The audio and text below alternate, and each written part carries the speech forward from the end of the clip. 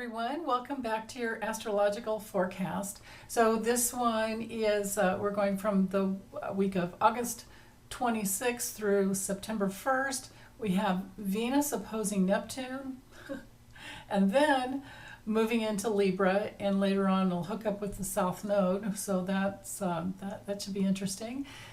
And then Mercury's going to station direct, which is good. It won't get out of the shade yet, the retro shade. But Uranus goes retrograde. Pluto retrogrades back into Capricorn as well. And that's going to stay there, for a little while, through the election at least. And then, but it's the last time in our lifetimes we'll ever have Pluto in Capricorn. And this is the week that's leading up to the new moon that we have coming in Virgo. I think coming in at 11 degrees, if I remember correctly. So I won't get into that this week, but just keep that in mind if you want to start setting your intentions ahead of time. New moons are excellent for planting seeds. Okay, anyway, let me bring you over my table and we'll go through the charts one day at a time, as always. Hold on. Okay, so for this week, or going beyond this week actually, what we will be, the bigger planets, the outer planets that are holding space for us, for transformation, of course, are Pluto, and then with the sextile over to Neptune, there's the opportunity there. Sextiles always bring opportunities to be on our spiritual path, or get on our spiritual path, stay on our spiritual path. It's going to, when Neptune makes it into Aries next March, or the end of March, actually, might as well say next early April, but the deal there can be just a whole new trail for you to blaze, like a whole new opportunity in life. But for now, that 29th degree of Pisces, it's about like clearing the old to make way for the new. Pisces is all about endings and beginnings, if you can even really separate the two, because we're probably doing it on a daily basis. Like we let go of old thoughts that are controlling us and limiting us, and then we move on. We let those things go and we move forward. But we've had this going on for years now with Neptune's transit through Pisces. It takes about 14 years to make it through one sign. About 164, almost 165 years to get around the whole zodiac. So wherever Neptune and of course Pluto, wherever those planets and Eris are transiting, through our charts, they are once in a lifetime transits. Like we're not going to have Neptune make it through the same house ever again that we were born in, that it was born in there, that we natally incarnated with, whatever house. The house being an area of life. So wherever Neptune is in your chart now, at this intense degree of Pisces, you can expect that it would be a real deep, I don't know if you would, well, you do evolve, but it would dissolve first. A deep transformational, where it can feel like disillusion because you don't know what to grab a hold of anymore, and all possibilities are open to you if you can just open, just think bigger, right? And it doesn't mean that you don't love the old as it's leaving. It was just a level of consciousness, a realm that you had to, go fully into, inhabit that space, check everything out, and then it takes a while to be done. And even though you might open the door and go into a brand new life, you kind of take the old with you, but the lessons, the wisdom. I mean, that's the best way I can describe Pisces and Neptune as well. So Neptune helps us to dissolve, and in Pisces it could be false beliefs about who we think we needed to be in order to have love, in order to have connection, in order to have approval, which we don't need any of those from the outside world. We need it first on the inside, and then we connect with the outer world if we're working it from the inside out, which is pretty much the way the way of evolution.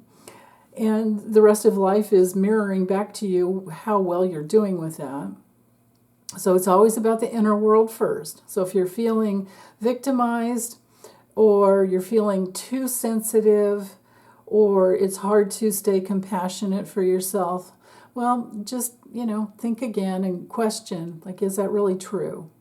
Is it really true? Like, am I really being victimized, or have I victimized myself? Have I put myself in positions where I betray myself over and over again, and now it's time to stop, and we're not doing that anymore.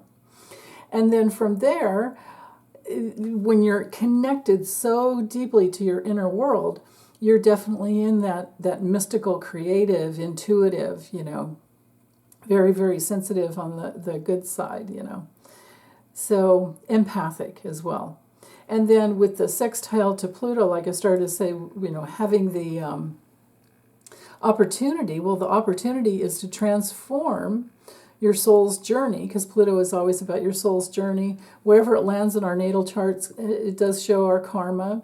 And the karma can be good, bad, or indifferent. It just is. It just shows where we've had life experience, and it shows what we really, truly resonate with, like under the law of affinity.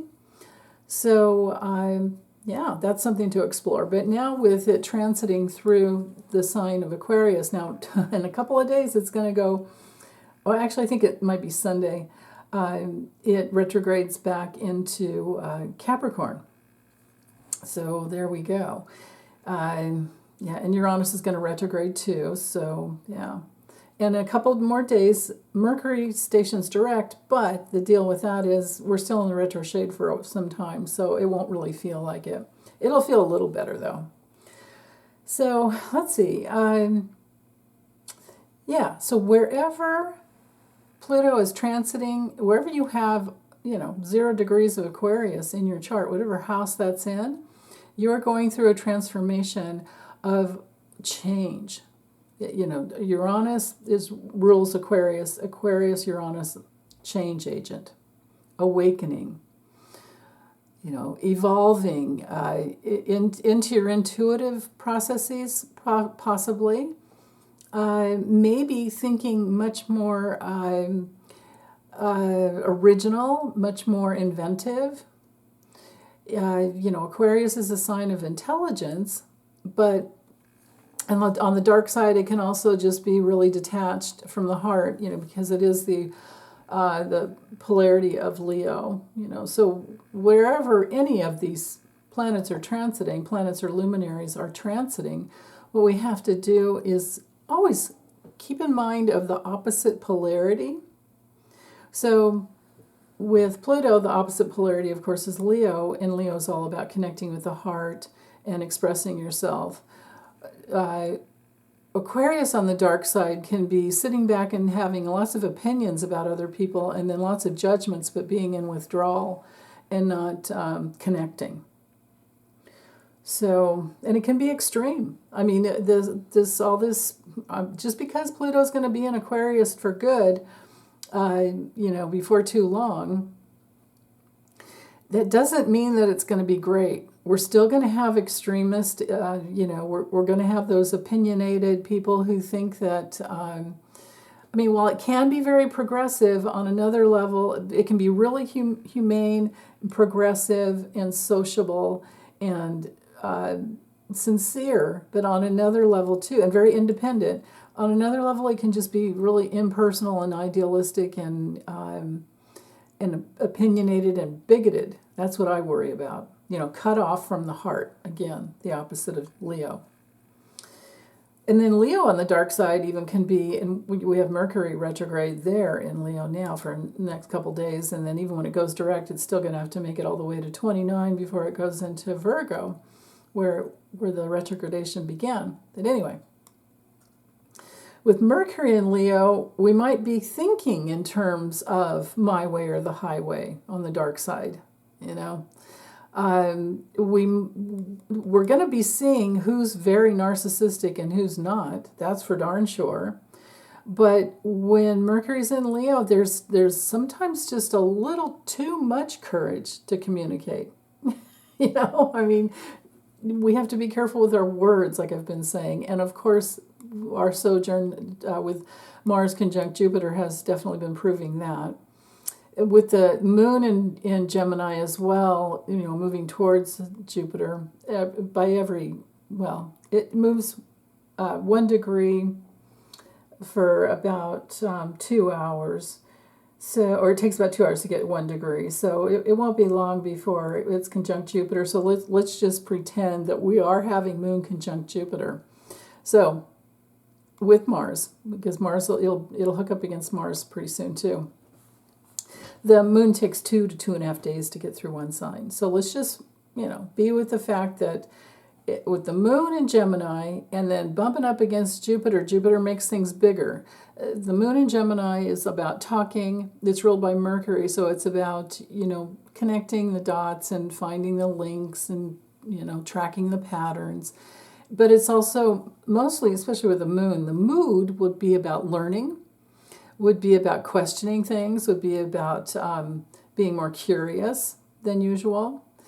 And it can also sometimes be avoiding, and then if there's any pain around the sojourn of Gemini, because we have a stellium going on here, which brings more oomph to each one of these planets. Well, and the moon's a luminary, but the deal is, if you feel that you're not being heard or understood, you're going to have to, and especially while Mercury's retrograde, because Mercury rules Gemini, this brings in this whole combination of not being seen, heard, and understood, which is a real, that's a real need to be understood for sure.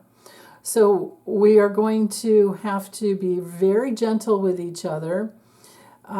Sometimes we're not going to read all the words that someone wrote in an email or a text, and we're going to skate over things because Mercury retrograde, right? And it brings in just so much possibility for being misunderstood. So while the moon's in Gemini, now we're going to have the opportunity to ask and get clear. If we want to. Not all depends, Not everybody you care to understand what they were trying to say because they were being mean from the first place, and you don't need to go there, right? If somebody's just being I don't know, just not nice, might as well just let that go. If you have something to say about it, say it, as long as it's kind. And there you go. That's always the best way to deal with it. But things may kind of blow up. The closer that the moon, words may blow up, the closer the moon comes to Jupiter. Now, on another level, too, because Jupiter is always about our belief systems, and we're learning, right? With Jupiter's in the second phase of learning lessons, the second decan of the sign, what we're dealing with is learning lessons as to what do we really believe in? What do I really believe in? And then figuring out, okay, so if I believe that, how does that apply to this problem in my life? Or maybe you have the problem right in your face, especially, with all this energy in Gemini, it can be very dualistic. So you could have literally the duality of either or right in your face. And what you need to do is go into the wait, it's not this or that. I used to always hate those memes. My goodness, I would hate that. It's just so irritating to see a meme that it's not da-da-da-da-da, it's da-da-da-da-da. Well, how about the in-between? What about that third possibility? But, that's just that, again, that energy of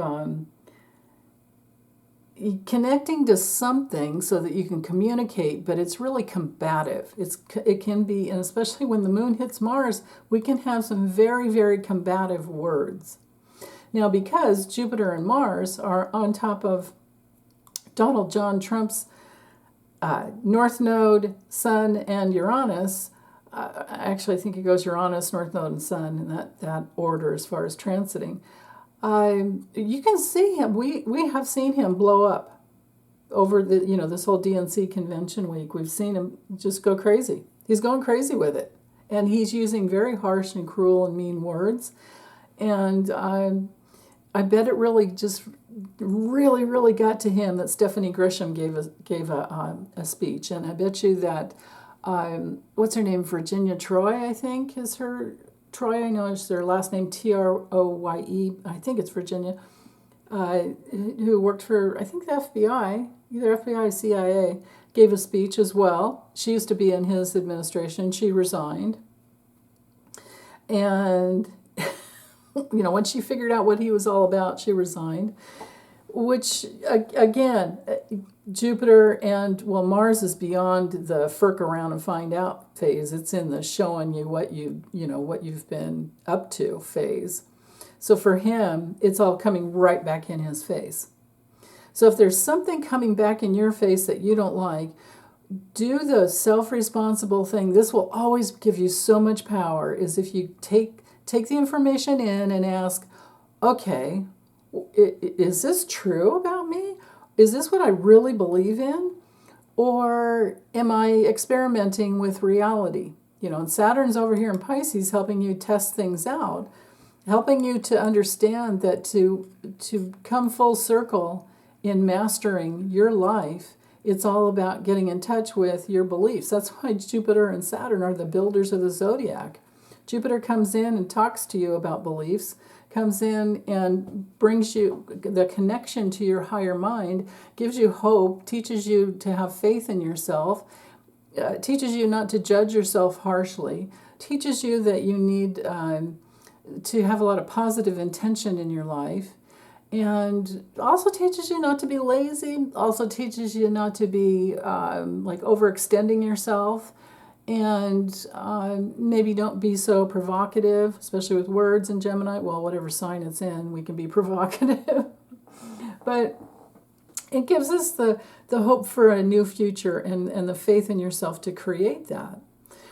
So, again, at that almost into the learning, or beyond the learning lesson phase and into the deepening and blooming and blossoming phase, what we have for this week especially is, and then the moon will hook up and help us understand emotionally what's been going on too.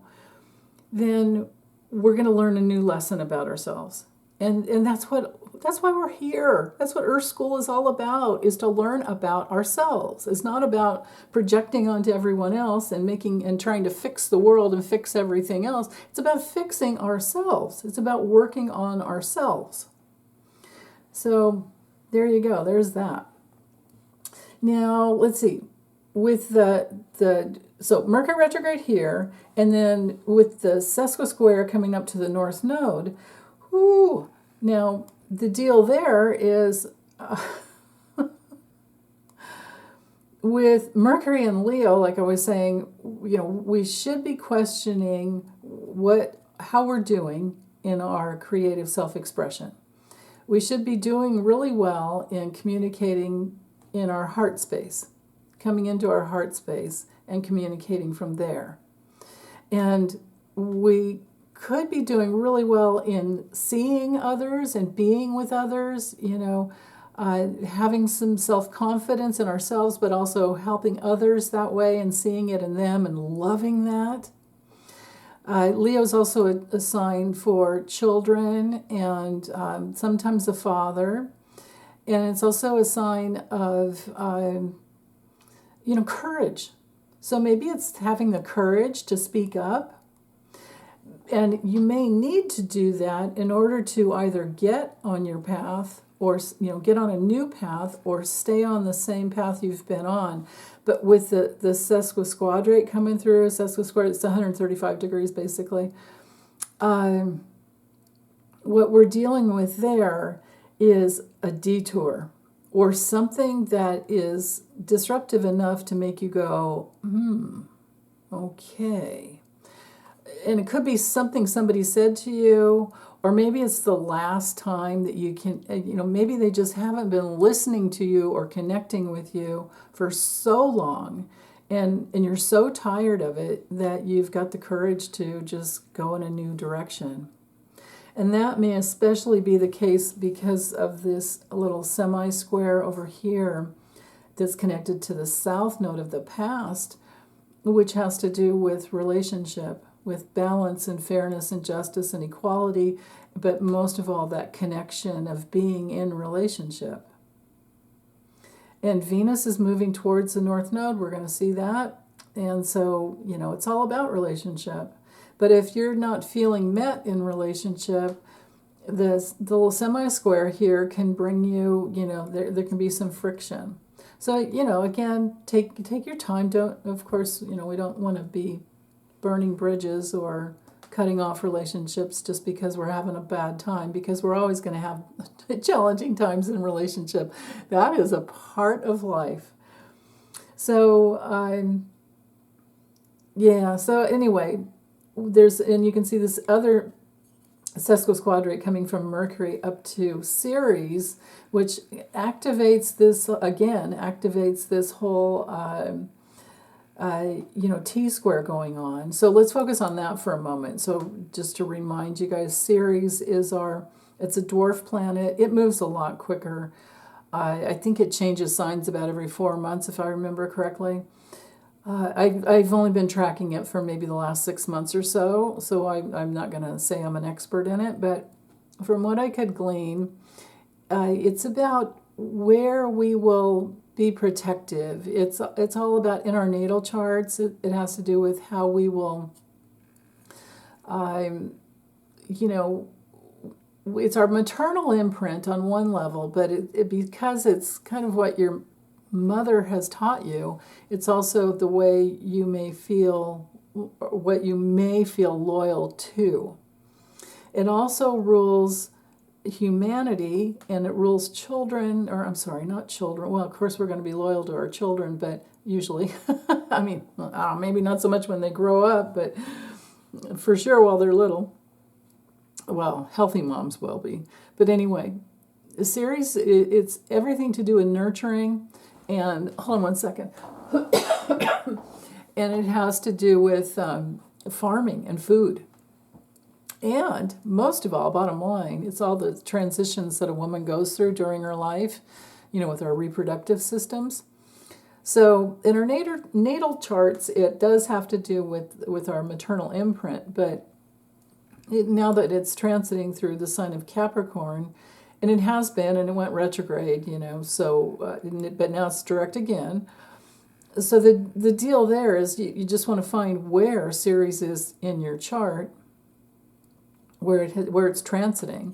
And then the nodes will be there squaring those other two houses. So you'll have activation of 3 houses in the realm of what you are nurturing and what you're loyal to, and then what relationships go with you, and where you're all going together, right?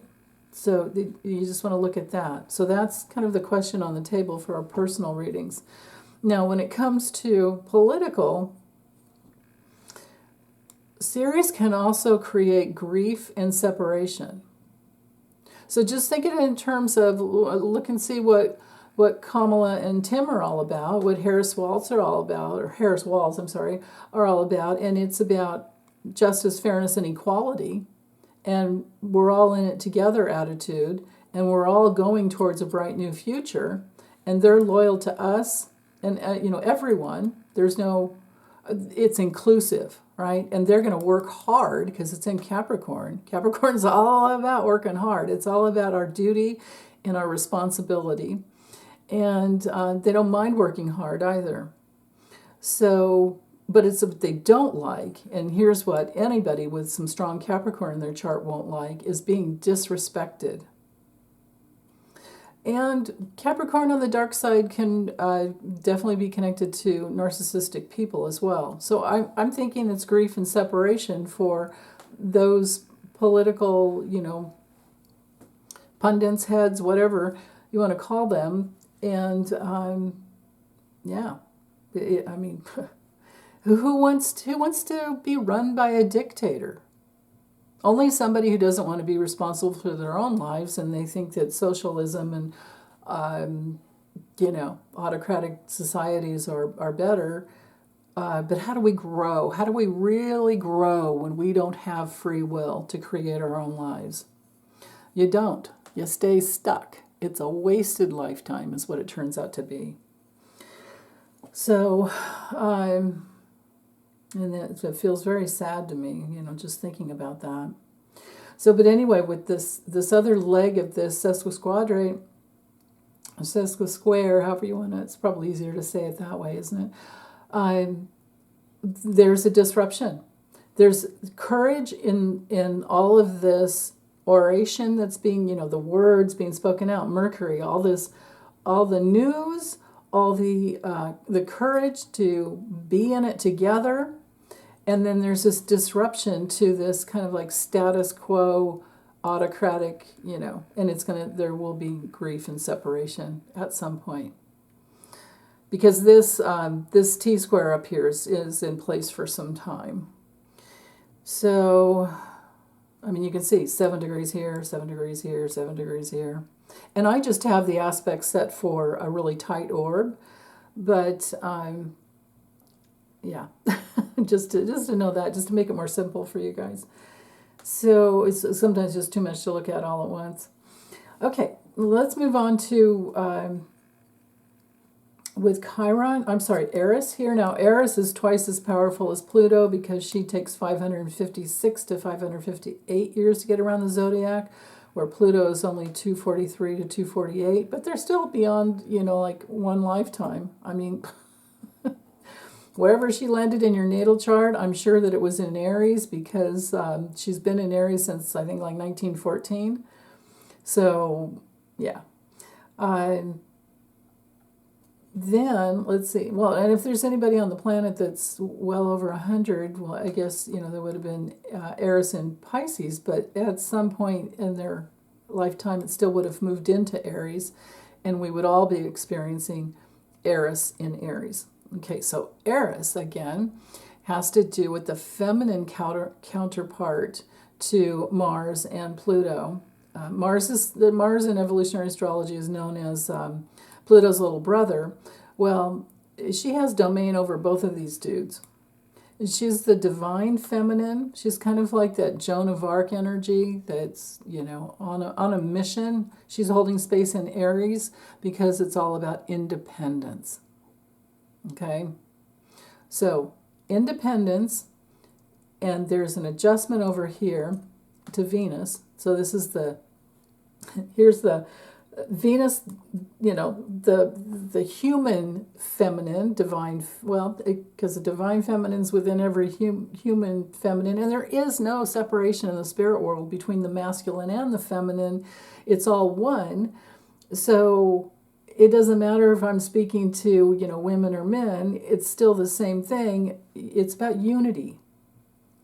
Venus is all about unity. So human unity connecting with independence. We can't be in unity within ourselves if we're not independent. And with Venus's sojourn through the sign of Virgo, I would think that more people have been discerning that and learning that and really taking in this opportunity to get your life into divine order and vote accordingly. So there we are. And then with that connection, there's an adjustment.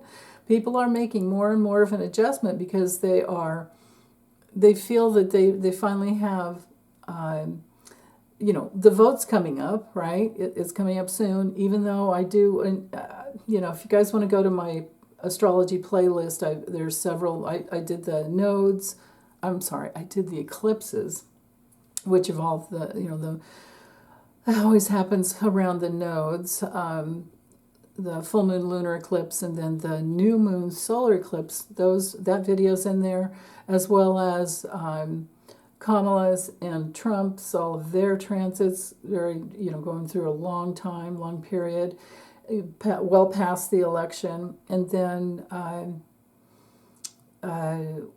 there's something else in there that I just put in last week, and it was eclipses, yeah. So you might want to just go to that. If you go to that playlist and look at those videos, then I won't have to link everything below, in the comments every week. Just anything that you're wondering about, I've probably already read on it, and it's in a playlist. Okay, so the challenging thing is to remember what you were looking for when you started to look into the playlist, because you look in the playlist, you see so much, and it's like, oh, what about that one? Oh, what about that one? So, write a note first to yourself, like what you were looking for, and then you can always, look at other things too later. So, bottom line is, this is all about feminine discernment as to the rules and regulations of society. That connects so many things here.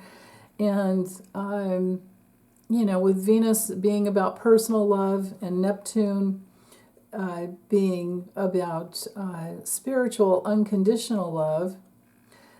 But so Neptune's here, which is our source of unity consciousness. And then Venus is here to see if we're attracted to unity consciousness. And if we're not, we're going to be feeling a lot of anxiety.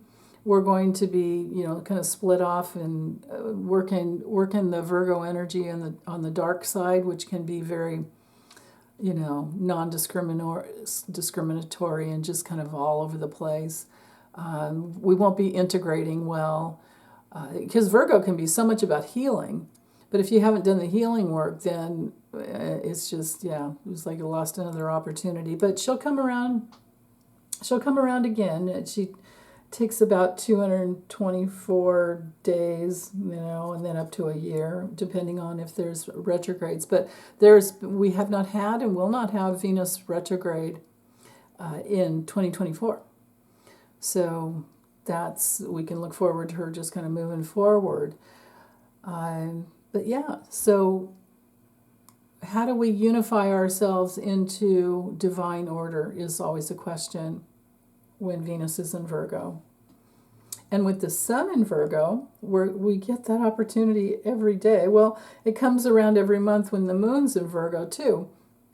And any other planets in Virgo is always supportive. But you can see that even though there's no red line there, Venus is opposing Neptune. So there can be some contradiction there or some confrontation there.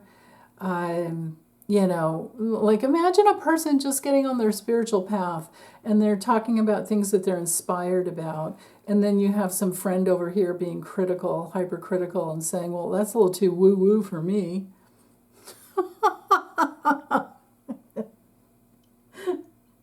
And sometimes it is, that's the problem with spirituality. You have to be very, very discerning. Virgo is all about discerning. So I'm here to say, because I've, checked a lot of things out with all my meditations and, my work, there is no such thing as hexes and curses. That's rule number one.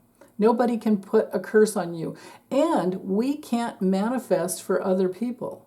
We can pray for them. We can send them the best of, whatever they need in order to heal.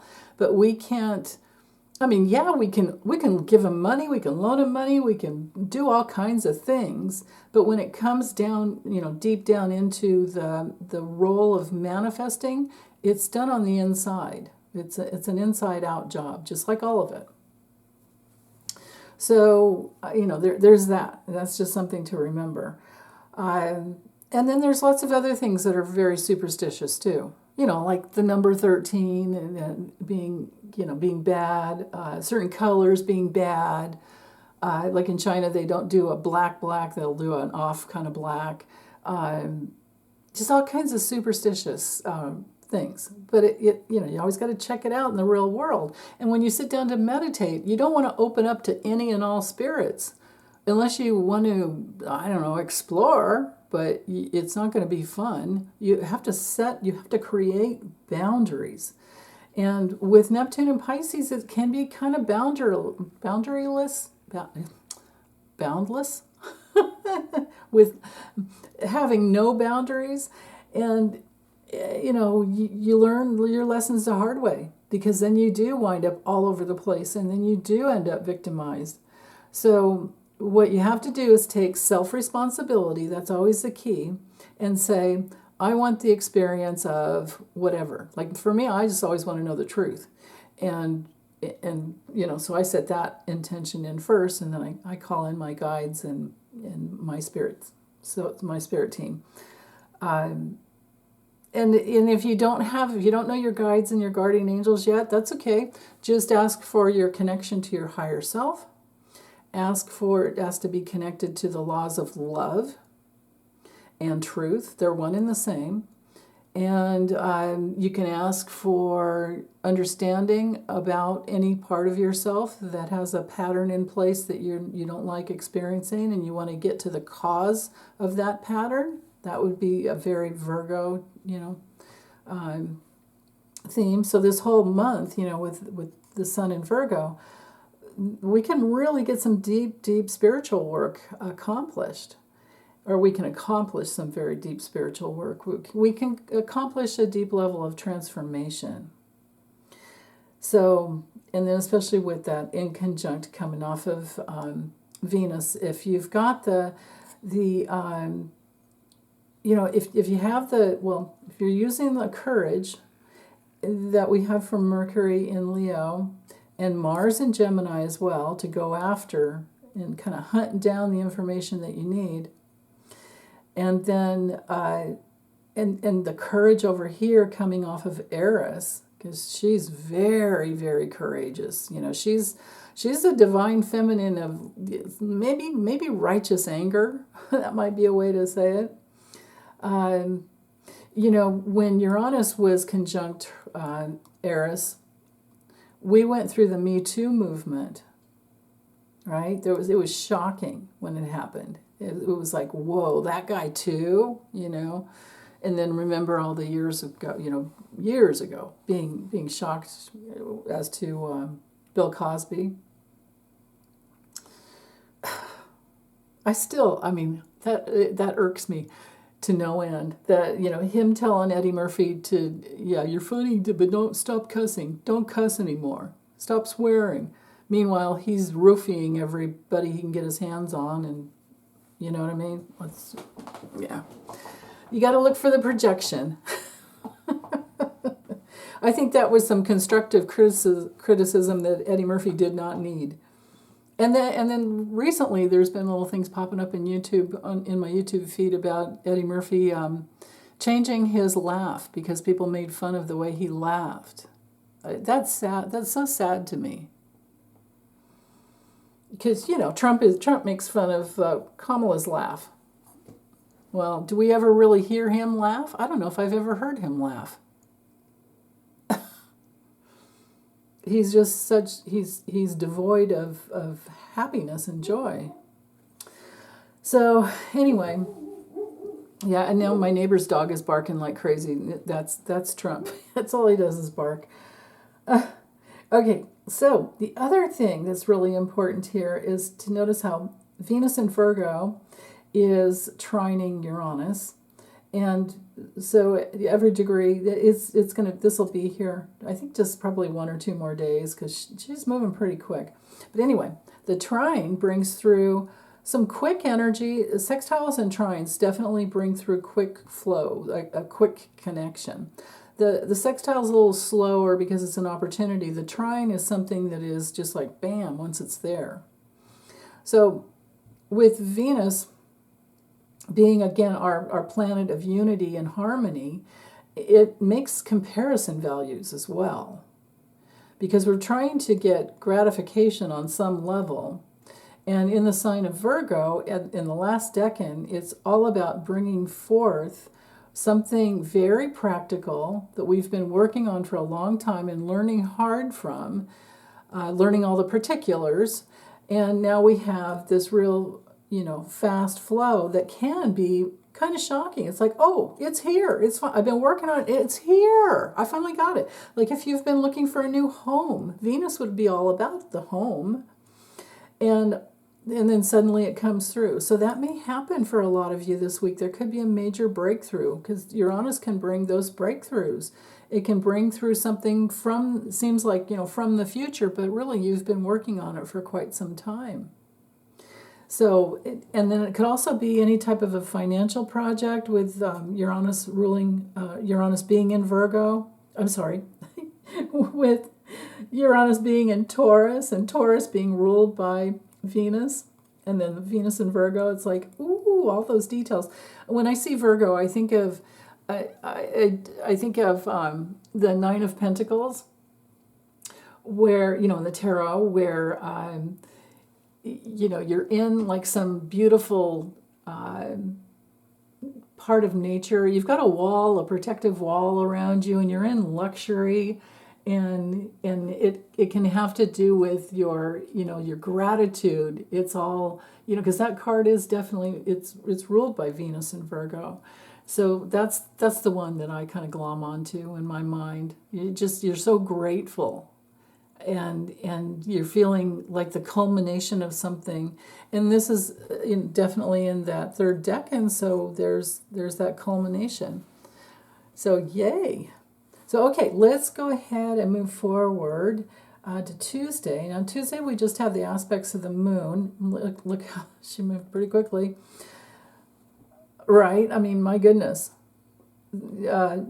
18 degrees. So now she's like the sandwich in between Jupiter and Mars. So, again, the moon is our needs. It's our connection to what we need. It's how we respond to life. So it's very communicative. In the second decan, where we've learned something and we probably want to share it with others.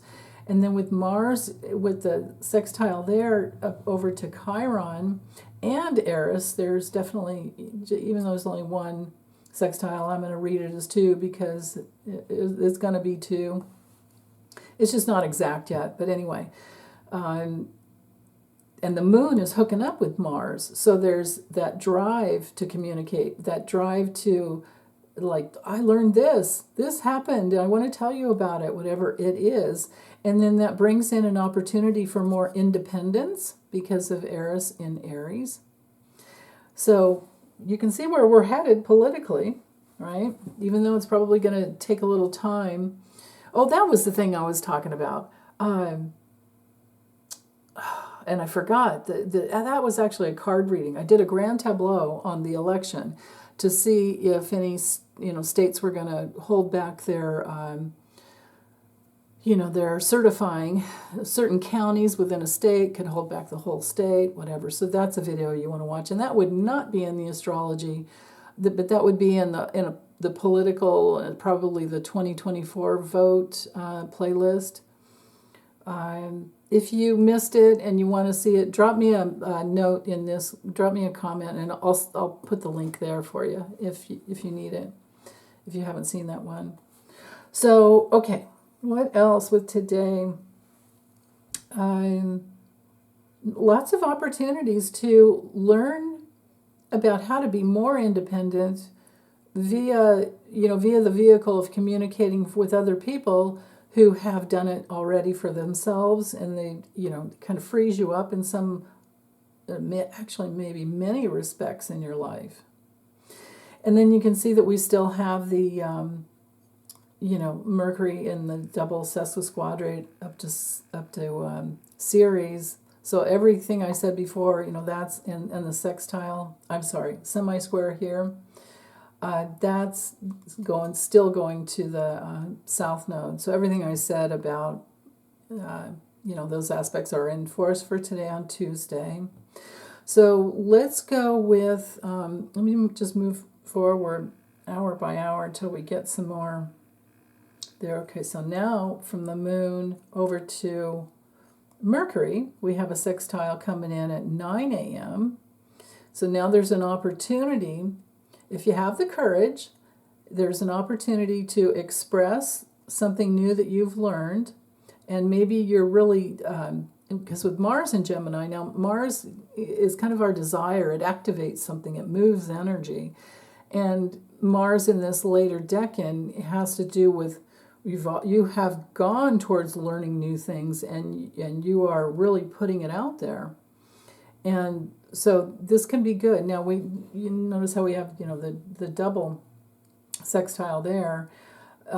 Mars is definitely connecting with Chiron as well, besides Eris. And at that later decan, again, both of these planets are, well, Chiron's a centaur, but both of these connections have to do with sharing information that's all about independence. It's all about moving forward, trusting your instincts, and daring to have a better life, daring to assert yourself, your individuality, right? Being independent within your individuality and not abandoning yourself, because we don't do that anymore, right?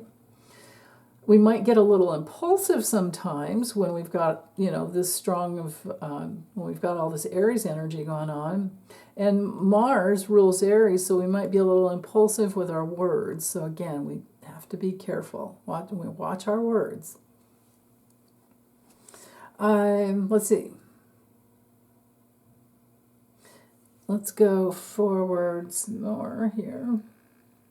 See what comes in. Yeah, so now there's that double sextile that I was saying was there, even though we couldn't see it. But I'm looking for more to the moon. Yeah, 25 is real. It's definitely tighter there, much tighter there. The moon's moving beyond Mars. So with the little talk, the big talk, the moon talking to Jupiter, saying, what's the truth? Now maybe the truth has come through, and you're putting it out there, whatever it is, and yeah, and so later on, how long? Yeah, it's late. The moon's going to be in Gemini to the rest of the evening. So let's go ahead and go to Wednesday, and of course Wednesday morning. Actually, I set it at 2:14 p.m. because that's when Mercury stations direct. But you can trust that when you woke up in the morning, depending on how early you got up, but I'm going to bet that you were. It was a Cancer moon when you woke up, but now that Mercury is now direct, no longer with the little red. In my program, the degrees in red are all retrograde. Okay, but we don't pay attention to the retrogradations of the nodes. So, but we do have Pluto, Saturn, Neptune, Chiron, and Eris all retrograde. That's quite a bit. But Mercury now going direct. Now it still has to get. We still have to get to. Oh goodness, what is it? 21 degrees of Leo before we're out of the retro shade. Wait, there's 21. No, wait, no, that isn't it. I have my notes up here and I'm trying to read my writing. Sometimes I can't read my own scribbles. So August 4th. Oh, that's right. No, that is right. Okay.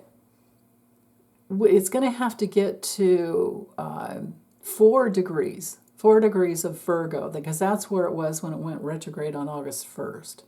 I'm sorry, August 4th. Yeah. So August 4th, 4 degrees of Virgo. So we still have to get from 21 degrees to 29 degrees, then go to 0 to 4 degrees of Virgo. But Mercury does move really quickly. So anyway, while it's direct today, while it has stationed direct at 2:14 p.m. Pacific, so that'd be 5:14 Eastern time, and adjust accordingly in between. There's some not really strong, and they're kind of minor aspects, but they can be challenging. We've got 2 semi-squares.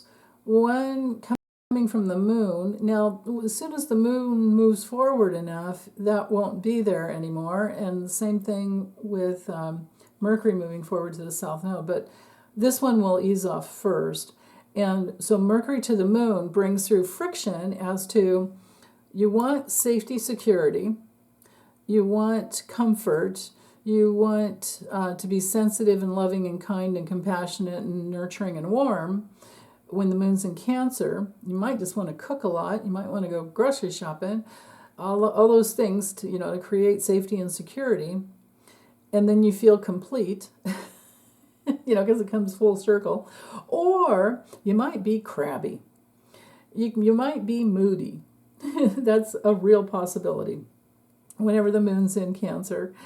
And then with this friction over here to Mercury, it can, so there's this possibly could be some trouble if you have an argument with someone, because Mercury in Leo definitely brings through the courage to speak up.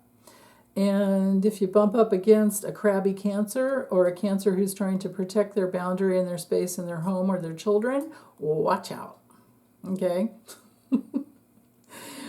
And then Mercury in Leo over here, connecting to the South Node, yeah, that brings in the element of relationship. So if, just imagine that you're in relationship with the Cancer. Well, everybody's, got Cancer somewhere in their chart, whatever house Cancer occupies. And sometimes it's a house and a little bit more. You might have Cancer on both house cusps.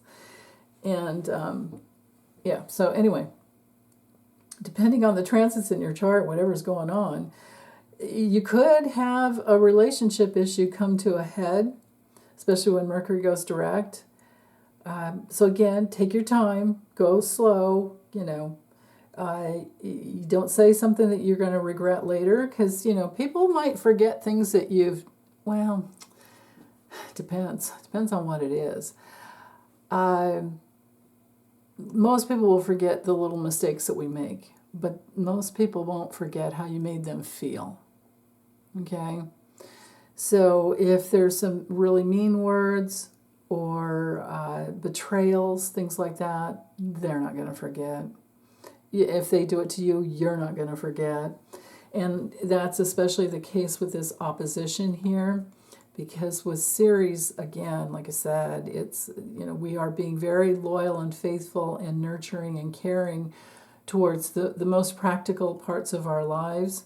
And the moon is mirroring, what needs to be done. Because Cancer and Capricorn, Aries and Libra are cardinal signs. So that means that they're movement oriented. They begin things, they expand things, they change the seasons, right? Like when the first day of spring, it's 0 degrees of Aries, right? First day of summer, 0 degrees of Cancer. First day of autumn and fall, 0 degrees of Libra. First day of winter is 0 degrees of Capricorn. So, yeah. And you can do that with the tarot too. We've got the Ace of Wands here, Ace of Cups here, Ace of Swords here, and the Ace of Pentacles here. Okay, so can you see the grand square that I'm looking at? I mean, we've got the 1 T-square that we're used to, we've been dealing with. But now we have another one coming from the moon. So the moon is squaring the nodes. So this is such a forceful, not forceful, but there's tons of energy, tons of water, earth, air, fire, we've got all the elements coming together saying, go in the right direction. Go towards what you're wanting to manifest. Go towards what makes you feel safer and more secure and independent. And who are your kindred spirits that go with you, and what are you guys going to all do together? What, if maybe you live alone and it's a group, what's the focus of your group? Or maybe you just maybe you're not involved in a group, but you really connect with certain people here on YouTube. Maybe we all have, I see it in the live chat with Lisa, when I have time to read the live chat, in between readings, I see how everyone loves each other and they care for each other. So it's like that. And we want more of that. So there can be some tests with whenever we have squares, but you see how we've got the 4 squares and then the grand cross. And the cross is involving Venus and Neptune, as I spoke to before, because remember I said it was there even though you couldn't see it. Well, now you can see it. And so it's all about, what do we value? We are tracking information. We are coming into divine order, and we have so much support. And this could be a major breakthrough. Now, it could be a confrontation for some people who haven't been working in the light, and they are going to be feeling a lot of anxiety. And the light's there. They just have to open. They just have to get out of that contracted space and open. And it's all right there for them. It's like, it's that spiritual law where you just need a little tiny pinhole of light and you can open to the all. So that can be a really beautiful thing. And then Venus is also trining Pluto. So this can be a very powerful day for us when Mercury is stationing direct. And we also have the aspect of the architect here with Pluto up at the bucket handle point.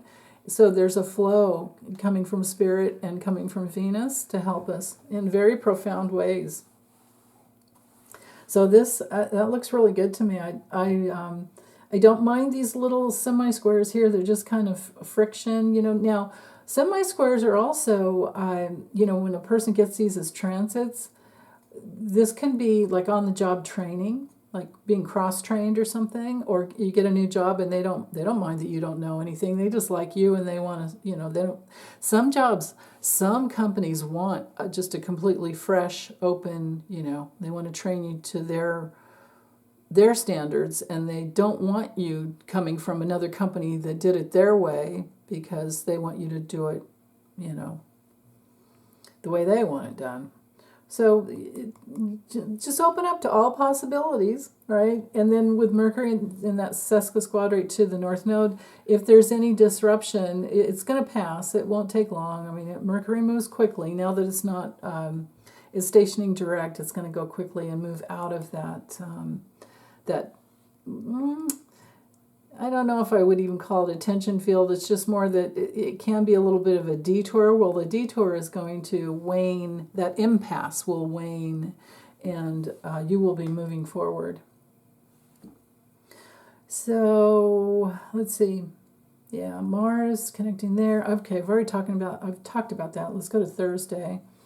So Thursday, Venus is now, and this happens at 6:23 a.m., okay, Venus has her ingress into Libra, and she's headed close to the South Node. So again, Venus is about harmony and unity in the relationship sign and in the sign of justice, fairness, and equality. Venus is all about relationships and relating. Venus is all about engaging with people that you feel connected to, all about connections. You just look at the glyph. It's like, it's a bridge. Just put yourself in the middle of the bridge and see who wants to come meet you. Who's going to meet you in the middle? Can you create win-win situations? Win-win relationships. Not win, like when you do what I want you to do then, not like that, but win-win.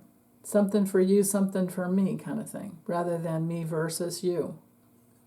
Which is, the natural polarity with Libra and Aries. But for now, Venus is still opposing Neptune. So this could be breakthroughs in spiritual relationships. Again, coming from win-win-win, like W-I-N. So, and then the sextile and the trine. So again, we still have the aspect of the architect going on. And so Thursday looks really, really good. The moon is it's midway through the sign of Cancer in the second phase of the second decan of learning lessons. So we're still learning about, what we want to feel more safe and secure. We might be more emotional during, those 2.5 days where the moon's in Cancer. We might be much more psychic and feel more protective. And we might be there. Now, this can happen even every full moon, at least with me. I tend to have a lot of memories about the past. And it's like, why am I thinking about that? And then it's the full moon. But, I have 4 planets in my South Node in Cancer, so I kind of like moony anyway. So, but anyway, you might be thinking about the past today. That's a real possibility, especially with Venus moving into Libra, all about relationships of the past, maybe. So, yeah. The sun is in conjunct quincunx to the North Node. So the sun at 6 degrees of Virgo, we're still in that developing phase of developing something stronger or something more foundational. So again, with Virgo, it's all about divine order. It's all about discrimination, learning what it is that we want to either work on. It's good for projects. Just the only trouble with Virgo sometimes has to do with feeling like you have to be perfect, and maybe you just have to be so darn useful all the time, and maybe you just have to be so healthy, and maybe you're just so the challenge is to not fall into a bunch of chaos, the chaos of the mind, and to just be very, very grounded. Again, if you're attuned to the tarot and you like the tarot, bust out your Nine of Pentacles card and look at her. Look at her basking in nature. And with the trine up to Ceres, you can definitely be nurtured that way. This can be a very nurturing day in nature nurturing. Forest bathing, tree hugging, whatever. Just gazing at the flowers, all the fun, watching the bees in the flowers. So anyway, there can be adjustments on your path for the day, only because maybe you want to stop and smell the flowers, and that's a good reason to stop and adjust. The quincunx can sometimes bring through some situations that have, all of a sudden they're kind of bugging you because maybe you know about something that you didn't know before, and now you have to take care of it. It demands your attention. A quincunx can demand our attention. And it's like, if you don't take care of it now, it's going to nag you, so you might as well just stop and what you were working on, even though you want to finish what you're doing. But now, who knows, maybe you get an alert about your identity protection and you have to deal with something you don't want to stop and deal with. Or somebody is calling and demanding your attention, and you really want to help them out, and then you turn around when it's all done, it's like, oh no, your whole morning's gone.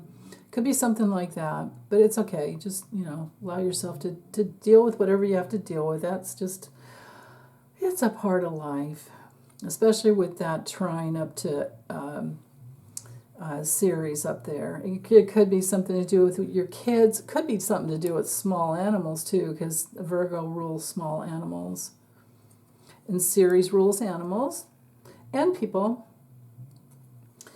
But, with the sesquisquare over to the North Node and the inconjunct over to the North Node is definitely actions required, and you have to do something. With Ceres and Capricorn, it's about your duty and your doings.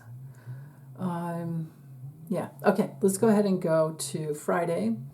Friday, we have the full moon, comes in at 10:09 a.m. into no, it's not the full moon. What am I saying? The moon? Oh, yeah, okay. Sorry, I forgot. I tend to be like, we're so focused in the chart I'm in, and then the new one comes in. It's like, I forgot I made this earlier. So this chart is set for 5 a.m., okay? The moon's still in Cancer. And let me focus down here first, and then we'll go into the moon moves into Leo at 10 a.m. So here's the moon in Cancer at the, pretty darn close to the nth degree. So something has really blossomed. We're more sensitive and nurturing and caring, and maybe we're a little more psychic with this cycle of, because every time the moon comes around to Cancer or Scorpio or Pisces, we have those openings to our psyche. And empathy as well, the empathic connections. So with that trine over to Uranus, look at that, 27 degrees there. Within 3 minutes apart, this is exact at 5 a.m. So I'm wondering if something comes through dream time, or you wake up in the morning and you just go, okay, I know this is what I need to do and take care of, because Cancer is all about taking care of things, right? And in things that create protection and security, in your, taking care of something.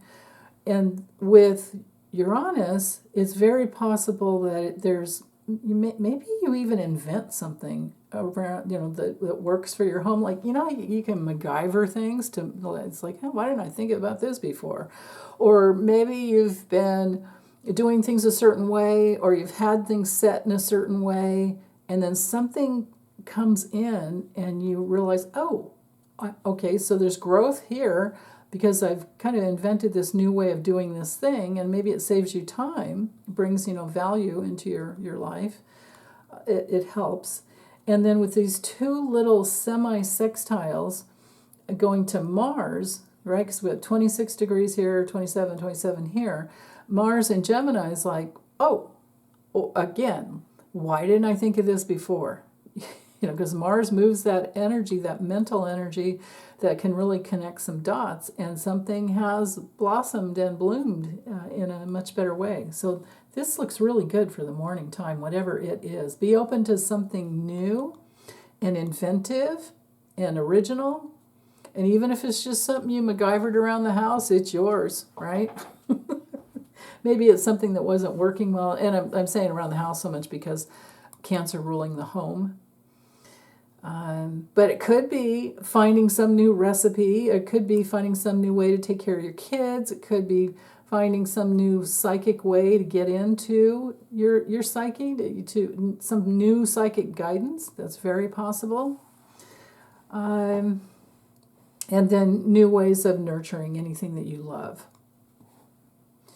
So that's a very real possibility there. So you can see the other aspects are the same.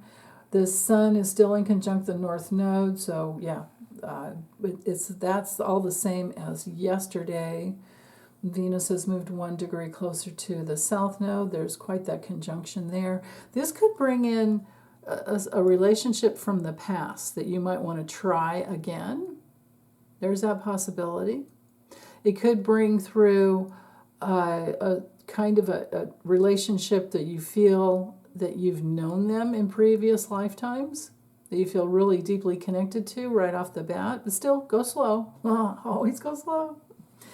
And then with the Sun still trining Ceres, but now it's exact, there's, again, protect yourself and be very protective as to the direction that you go, because we're still developing some foundation that can create more divine order in our lives right here, and you don't want to bring in any relationship that isn't right for you. And there's a little semi-sextile there coming from the Sun to the South Node. So again, be careful with relationships, but there is opportunity there. I can see that for sure. Okay, so let's go ahead and go. Let's get to 10 a.m.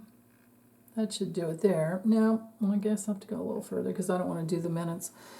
So let's do 11 a.m. With the moon opposing Pluto.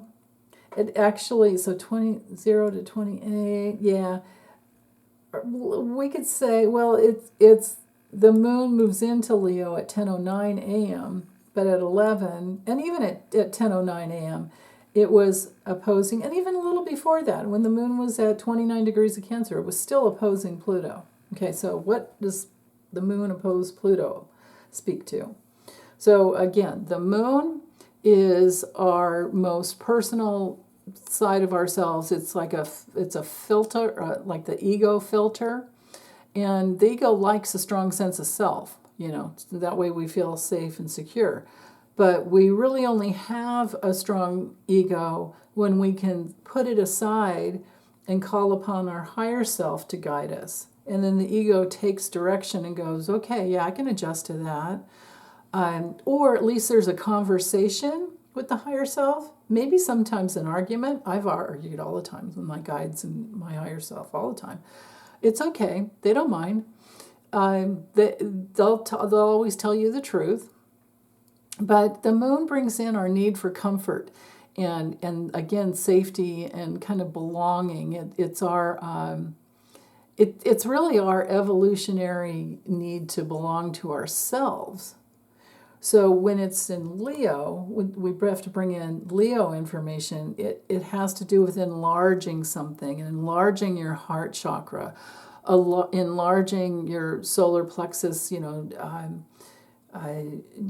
direct knowing. And then with Pluto over here, it could be a very powerful connection that can be very freeing, because Aquarius can be all about freedom. It definitely loves freedom. So this can be a morning where we really feel how much power there is in knowing how much, freedom matters.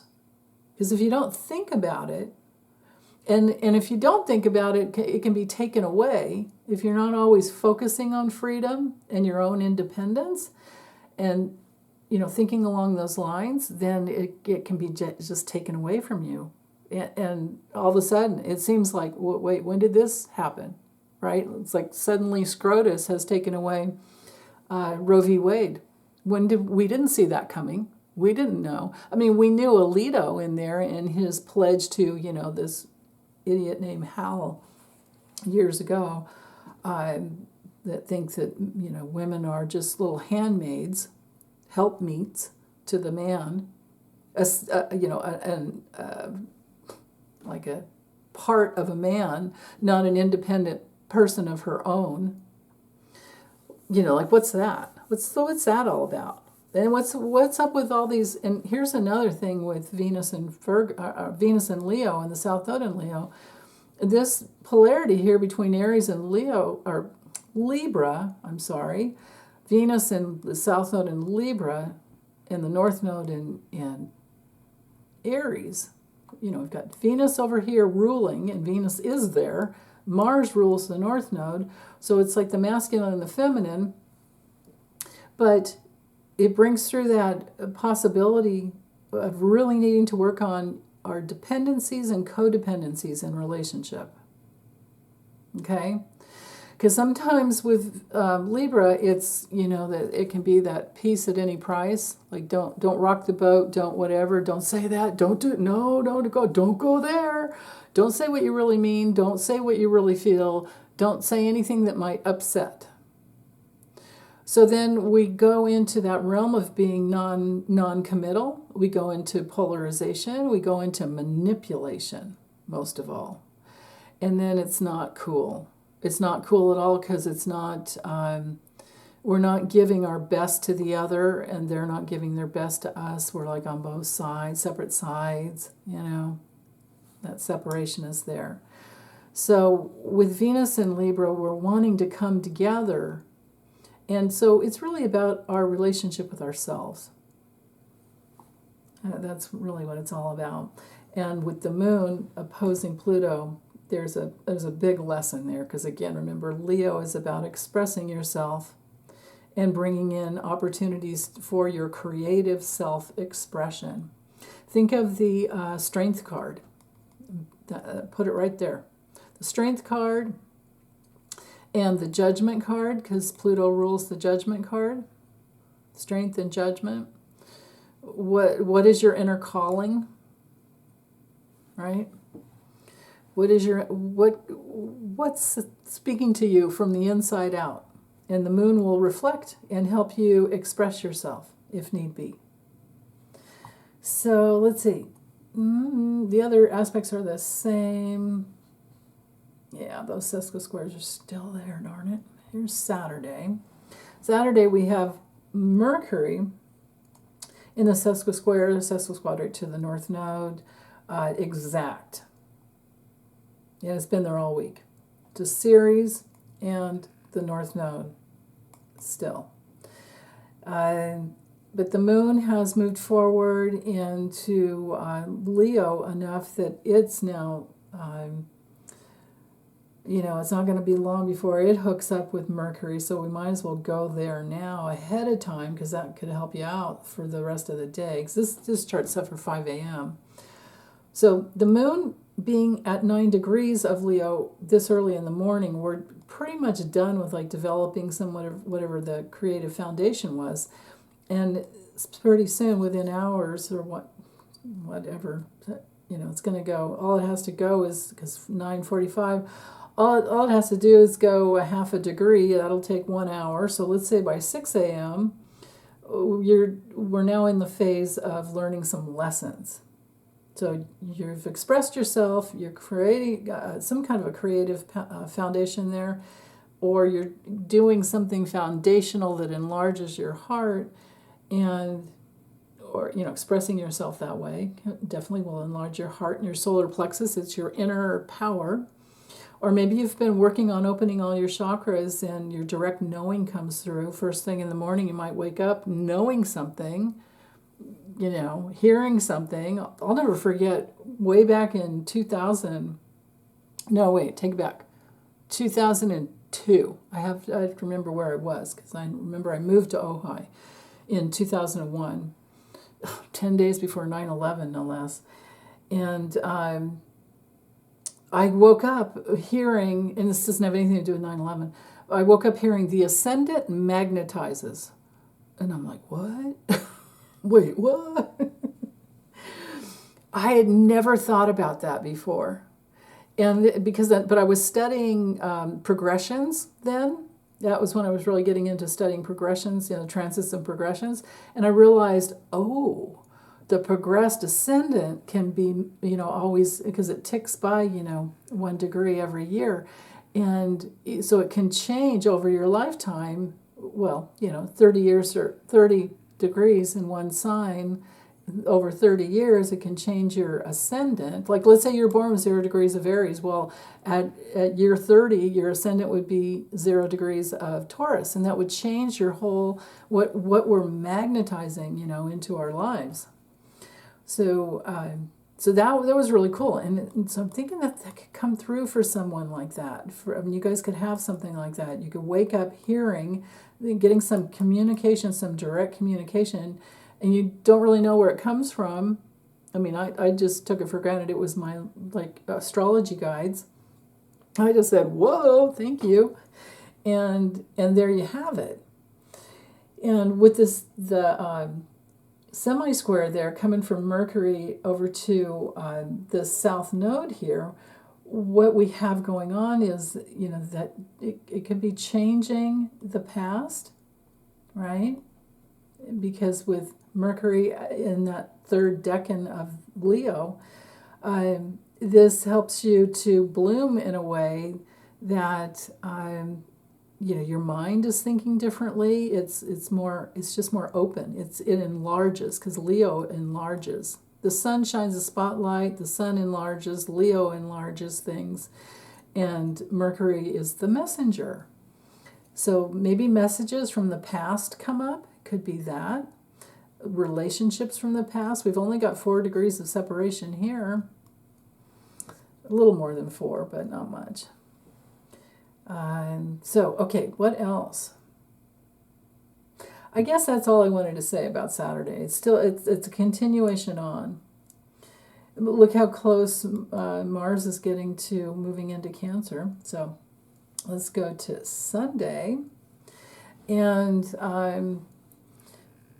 so Sunday we have Uranus retrograde at 27 degrees. It's only going to go back to 23.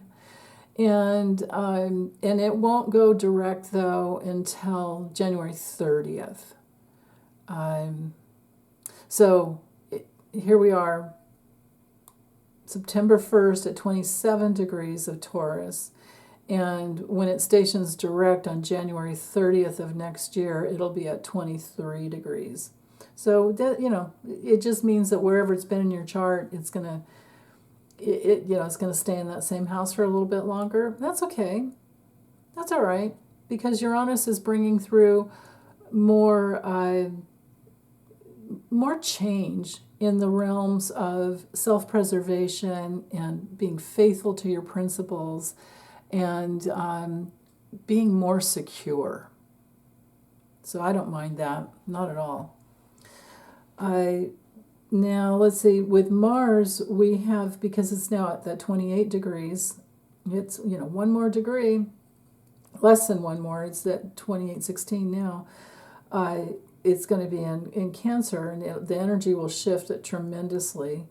So, but for today, we have the sextile coming over to the moon, because the moon's at 28 degrees of Leo. The moon is crossed over the other side of Mercury. Major messages came through, I'm sure. And they're both, I'm going to read this as a double trine here over to Chiron, even though it's not exact, but there is the exact from Mercury to Chiron, that's for darn sure. But the moon's there and Eris is there so closely, so it's, again, these courageous messages as to your independence and your freedom to move forward. Again, you belong to yourself, you don't abandon yourself, and all will work out. Just watch the impulsiveness and you're going to be just fine. The sun at 10 degrees of Virgo has now entered the second decan, so we're in the spotlight, the light shining in on some information, just the facts, because we're learning lessons now. And for the next 9 days, it will be that way. We're really learning lessons. And then we're going to have a new moon the day after this. So Monday, we have the new moon. See how the moon's here? Well, Monday, it's going to connect exactly with the sun, they'll both be at 11 degrees of Virgo. So this week is also the week for setting your intentions. And then, Monday comes in and you've got those seeds planted already. So you set your intentions for what you want to manifest all week long. And you'll be way ahead of the game. So let's see. What else? Take care of that. Sextile brings through that opportunity that there could be some there could be some big levels of creative self-expression that you feel. Look at this exact sextile going on here between the moon and Mars. Like, just Mars alone in Gemini is very talkative, very, connecting the dots. It's geared towards connecting the dots, the communication, because you figured out something and you understand how it works. And so it does really tend to multiply opportunities when it's in this, later decan, the last decan of the sign. And then with the sextile over to the moon, we just can't contain ourselves, right? When the moon's in Leo, it's like it's that in your intuition, in your solar plexus, in your core, in your just divine knowing, your deeper knowing. You don't know how you know it, but you know something, and it's good to talk about it. It's really good to talk about it. Now, the moon in Leo can also bring through, most of all, it just kind of reflects our current, mood and whatever reality we're in. So being at that 28 degrees of Leo, I just really feel like there's a lot of self-expression going on, especially because we've picked up messages from Mercury. And because Mars is just this driving force, there's such an opportunity to connect and express. Now, the moon is also in conjunct to Neptune. So again, if you express something and you have some friend over here that says, "Oh, how do you know?" Well, you say, "Well, I don't know, but I know." He doesn't, or maybe they don't even say it out loud and you get some side eye or something. That inconjunct could bring that. It could just be something where you feel a little off kilter, when you communicate with coming from your heart. And then again, maybe it's you're finally coming out with how much you love something, and you just say it no matter what. I remember years and years ago being in that situation where I was in this group. It was a shamanic healing group, learning and healing and all that. And I said something that I thought I would never say out loud. I mean, because there was like, I don't know, 35 people, I think, in the room. And you know how they will give everybody a turn to talk or something, check in, like you're checking in the first day of the workshop or whatever. And then you check in every morning because it was like a weekend thing or 3 or 4 day thing. And I just came out. I didn't mean to say it. I didn't think it through. It just came out. It just literally flew out of my mouth. And I said, I just really love you guys. Because that's just how I felt right in that moment. And I didn't get a bad reaction. Of course, usually who wouldn't? But it was one of those things where it's like I didn't, there was no thinking. It just came out. That's what I'm thinking when you've got the moon at such a late degree of Leo. It's like it just comes out. It's spontaneous. It can be like a little kid that just starts cracking up and you don't know why and they don't know why, but they're just laughing and giggling. And it's like, who doesn't mind that, right? Because we've got the communication here. So, yeah. Okay, so now notice also that Pluto has retrograded back to Capricorn, 29 degrees, 59 minutes. And this will be the last time. In our lifetimes, we'll never have Pluto in Capricorn again, of course. It began its retrogradation in 2008, and look how long it has taken to finish. This is the final chapter of Pluto in the sign of Capricorn. And look what it's brought through. It's brought through the greed in the banking industry. Remember the crash? Remember the Great Recession? It has brought through the greed of, well, I think that was always there, but we really get it in our face of, the oil industry, of capitalism, of, because Pluto, it brings things to light. Now, sometimes it can bury things, like they're burying treasure or, hiding something, but eventually it will bring it to light. Now, if you've been working in the dark, and you continue to work in the dark and you're hell-bent literally on working, I don't know if I believe in hell. I believe there are hell realms we've already created here on Earth, that's for darn sure. But hell-like realms of materialism, which is what Capricorn's all about. But Capricorn on the dark side can just be, somebody who abuses resources, who is like a dictator, who is controlling and manipulating things for just their own purposes. They don't care about anyone else, and they don't want anything to change because it's all about holding this like form in place, because remember the materialism. And there you have it. Who do we know that's wanting to do that? And who do we know that created the Project 2025? Even though they're trying to hide it, What's that guy, Kevin, whatever his name? I can't remember his name. Kevin Roberts, I think. And who's behind all of that? Who wants to control? Who wants to make us all slaves? Right? Well, we're not going for it. But that's what Pluto retrograde back into Capricorn is going to bring through for this little bit of time. So this retrogradation starting today, it lasts until October 11th. Okay, so a month before, a month before not even a whole month before the election, then it'll go direct at that 29 degrees. But it won't make it back to Aquarius, to that 0 degrees. So there's just a little wobble here. A little, because there's 3 phases to each retrograde. So this is that third and final phase, but it's a short one. It doesn't last that long. Actually, it's about a year.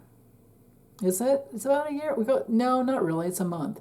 It goes from, so today's September 1st for this chart. Today isn't, but when you get to this chart, if you look at it, it might be September 1st. Pluto goes retrograde. And I forgot to give you the time, 4:58 p.m., okay? And the deal is that stays in, retrograde here until October 11th. It'll go back to Aquarius on November 19th, 2024. So there you are. And then it's going to stay, once it makes it back to Aquarius, it'll stay there until March 8th of 2043. Now, sometimes the dates change, and then they have to update all the ephemeruses, and, if you've got a book where it's printed, it's going to be wrong. I come across that all the time. And that's because they can't really clock at, the planets, even though Pluto and Eris are dwarf planets, they're slow moving, and they don't have a circular orbit, they have an elliptical orbit. So they'll stay longer in one sign than the other. That's why when I say, like, you might read that Pluto stays in one sign for 248 or 250 years. That's not true. It's between 243 and 248 years, and we won't know until we get there. So don't quote me verbatim on that March 8th, 2043, before Pluto would actually move into Pisces. So we just have to keep an eye on the ephemeruses. But it's okay. That our programs will update, and so it'll be accurate as we go. So let's see. I think that's it. I'm not really concerned about Uranus retrograde. Pluto retrograde is going to bring up more of the dirty, dark ones out into the light, because remember, Pluto brings things to light. It will help people humble themselves. Some people will be eliminated from their corrupt positions. Some people will be empowered, because if you're working in the light of the 29th, the nth degree of Pluto and Capricorn, the 29th degree of Capricorn is all about being in your inner authority, connected to, most of all, your integrity.